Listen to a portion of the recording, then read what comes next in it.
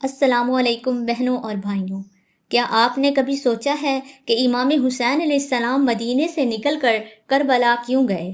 یہ ایک سوال نہیں بلکہ تاریخ کا وہ دروازہ ہے جس کے پیچھے حق اور باطل کی صدیوں پرانی جنگ چھپی ہوئی ہے۔ آئیے جانتے ہیں کربلا کا سچ۔ سن 60 ہجری یزید بن معاویہ تخت خلافت پر بیٹھا۔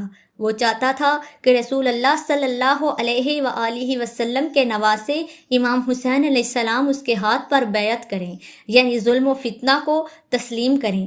لیکن حسین وہ تھے جو سر کٹوا سکتے تھے مگر باطل کے آگے جھک نہیں سکتے تھے، لہٰذا امام علیہ السلام نے بیعت سے انکار کر دیا اور مدینہ چھوڑ کر مکہ آ گئے۔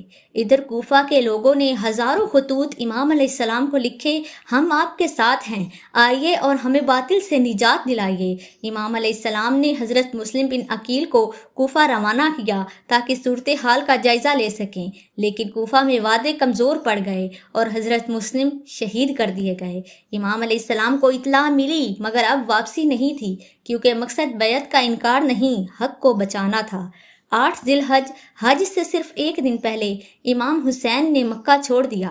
قافلے میں خاندان کے 72 افراد جن میں عورتیں، بچے اور جوان شامل تھے۔ یہ کوئی سیاسی لشکر نہیں تھا بلکہ صداقت کا قافلہ تھا۔ 2 محرم 61 ہجری کو کربلا کی تپتی زمین پر خیمے نصب ہوئے۔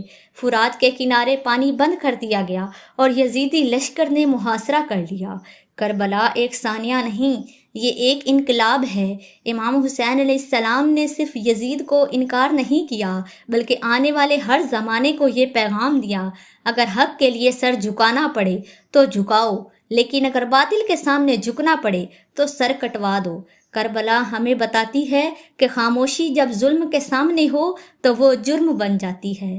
آج جب ہم کربلا کو یاد کرتے ہیں تو صرف ایک جنگ نہیں بلکہ ایک عظیم قربانی کو خراج عقیدت پیش کرتے ہیں۔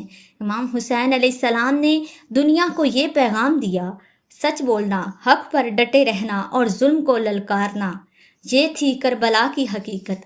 میں ہوں FM وائس 512، آواز جو سچ بولتی ہے۔ سبسکرائب اور شیئر کریں تاکہ یہ پیغام دنیا تک پہنچے۔